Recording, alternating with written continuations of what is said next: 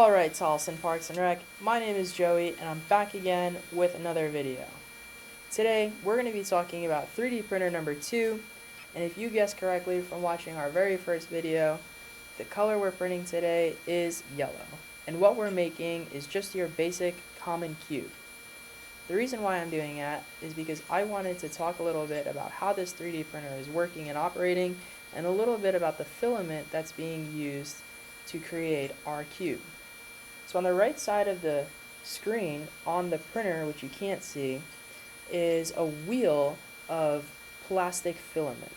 So it's a strand of filament, it kind of looks like a wire that's wrapped up in this wheel, and then it goes through that white clear tube that you see on that black box, and if you look closely you could see the yellow filament going through that black box to create our cube.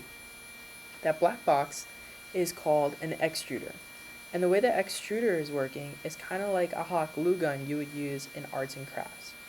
So in arts and crafts, when you use a hot glue gun, you would press the button and have that glue stick come through the hole and heat up. With our extruder, it's doing that automatically and heating up to create our object. The difference is our object cools off a lot faster than a hot glue gun.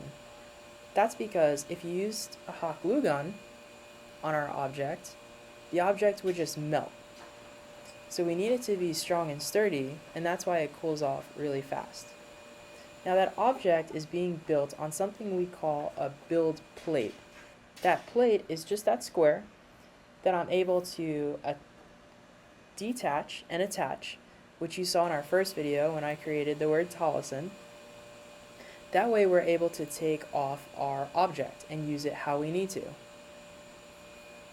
That screen that you see on the right side, that's going to be all of our controls to get our object. So I could plug in that USB, find our object, and hit OK, and print it.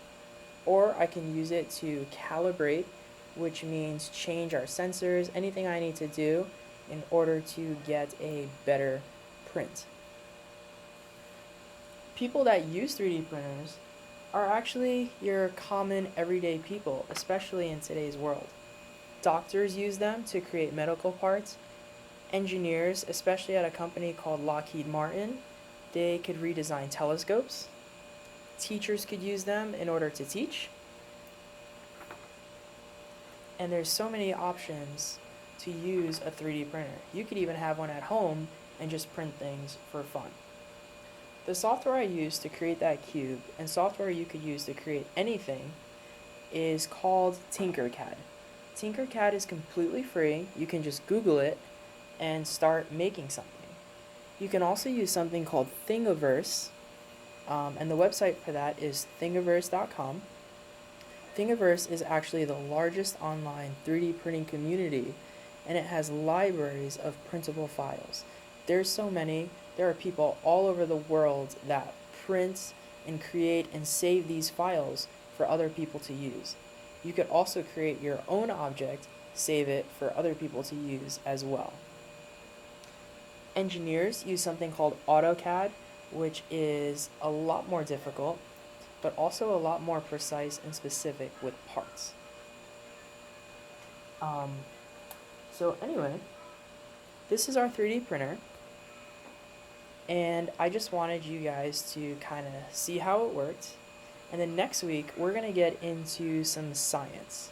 Towards the end of summer, we're going to come back to the 3D printer, talk a little bit more about it, and maybe create something a little more difficult and a little more bigger than this cube. Do you think you know what it is? Hope you all are staying safe. I can't wait to see you guys soon when we all come back. And I hope you're staying safe and having a great summer. See you later.